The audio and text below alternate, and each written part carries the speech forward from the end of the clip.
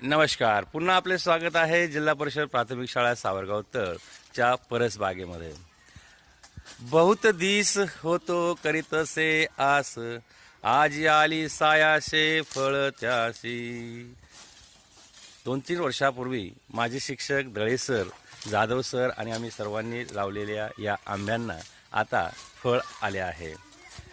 सुंदर अशा कैऱ्या फळ या ठिकाणी दिसत आहे. आंबा क्रमांक 2 यालाही चांगले फळं आलेली आहेत. तर सर्व मुले दळे सर, जाधव सर सर्वांना धन्यवाद देत आहे. हो की नाही? हो की नाही? त्याचबरोबर चिक्कूच्या झाडालाही चिक्कू येत आहे, मुले खात आहेत.